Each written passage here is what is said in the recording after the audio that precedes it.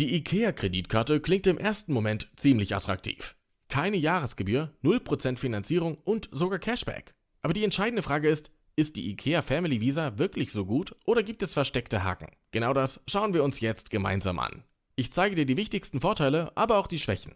Und am Ende sage ich dir ganz klar, ob du sie dir holen solltest oder ob es bessere Alternativen gibt.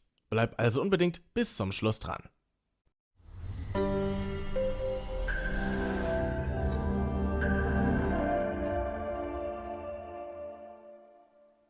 Die IKEA Visa-Kreditkarte wird von der Ikano Bank ausgegeben. Die Ikano Bank wurde 1959 als Teil von IKEA gegründet. Sie ist auch heute noch im Besitz der Familie Kamprad. Fangen wir mit den Vorteilen an. Der erste Punkt ist direkt ein großer Pluspunkt. Die Karte ist dauerhaft kostenlos. Es gibt keine Jahresgebühr, weder im ersten Jahr noch danach. Und du musst dafür auch keinen Mindestumsatz oder ähnliches erfüllen. Bei der Karte handelt es sich um eine echte Kreditkarte. Du bekommst hier einen Kreditrahmen, den du monatlich nutzen kannst. Bei der Rückzahlung hast du dann die Wahl zwischen der Vollrückzahlung oder der Rückzahlung in monatlichen Raten. Die Vollrückzahlung ist zinsfrei und bei der Rückzahlung in Raten werden Zinsen berechnet. Ein weiterer Vorteil ist das zinsfreie Zahlungsziel. Alle deine Einkäufe werden erst am übernächsten Abbuchungstermin bezahlt. Und dafür werden keine Zinsen berechnet. Das bedeutet, du bekommst hier ein verlängertes zinsfreies Zahlungsziel von bis zu 60 Tagen. Jetzt kommen wir zu dem Feature, das viele am interessantesten finden. Die 0% Finanzierung. Und die funktioniert so. Einkäufe bei IKEA kannst du bis zu 30 Tage nach dem Kauf in eine Ratenzahlung umwandeln. Komplett zinsfrei. Ab 99 € kannst du Laufzeiten von 3, 10 oder 20 Monaten wählen. Und bei größeren Beträgen ab 4.000 € sind Laufzeiten von 36 und 48 Monaten zinsfrei. Das ist vor allem dann spannend, wenn du größere Möbelkäufe planst. Ein weiterer Vorteil ist das Cashback. Du bekommst 1% auf deine Umsätze zurück. Allerdings nicht als Geld, sondern als IKEA-Gutschein. Mit der Karte bist du automatisch Teil des IKEA Family Programms. Das bringt dir zum Beispiel Rabatte auf Produkte und zusätzliche Aktionen oder Events. Außerdem lädt dich IKEA bei jedem Besuch auf einen kostenlosen Kaffee, Tee oder eine heiße Schokolade ein.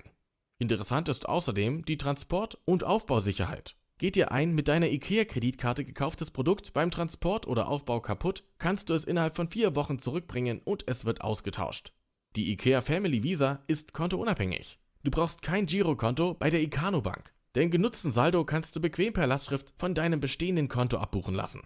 Und natürlich kannst du mit der Karte ganz normal kontaktlos bezahlen. Kommen wir zu den Nachteilen. Der erste Punkt betrifft die 0% Finanzierung. Die gilt nur für IKEA-Einkäufe und auch nur für die genannten Laufzeiten.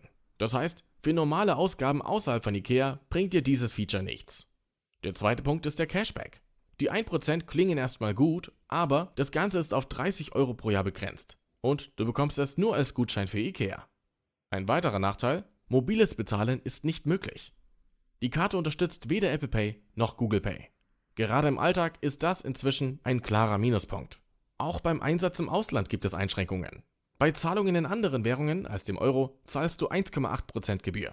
Damit sind wir auch beim nächsten Punkt: Geld abheben ist nicht kostenlos.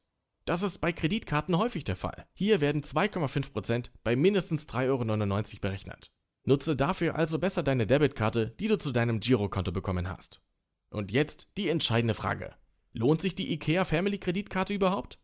Die IKEA Kreditkarte lohnt sich, wenn du häufig bei IKEA einkaufst oder größere Anschaffungen planst und diese zinsfrei finanzieren möchtest. Aber vor allem für Reisen ist sie eher schwach aufgestellt. Hier gibt es deutlich bessere Alternativen oder Ergänzungen. Zum Beispiel Karten ohne Fremdwährungsgebühren und mit weltweit kostenlosen Abhebungen. Eine gute Alternative oder Ergänzung ist die EasyBank Visa. Sie kommt ohne Jahresgebühr, bietet ebenfalls ein langes zinsfreies Zahlungsziel von bis zu 8 Wochen sowie zinsfreie Ratenkäufe, die nicht auf IKEA beschränkt sind. Hier gibt es allerdings ein Limit von 500 € je Ratenkauf. Außerdem kannst du sie weltweit ohne Fremdwährungsgebühren einsetzen. Für Kartenzahlungen und auch zum Geld abheben. Unterm Strich würde ich sagen, für IKEA-Fans ist sie sehr interessant. Vor allem für die zinsfreien Ratenkäufe bei größeren Möbelanschaffungen. Für alles andere gibt es bessere Optionen.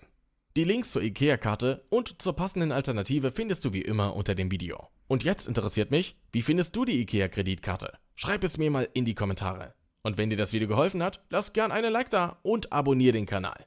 Vielen Dank fürs Zuschauen und bis zum nächsten Video.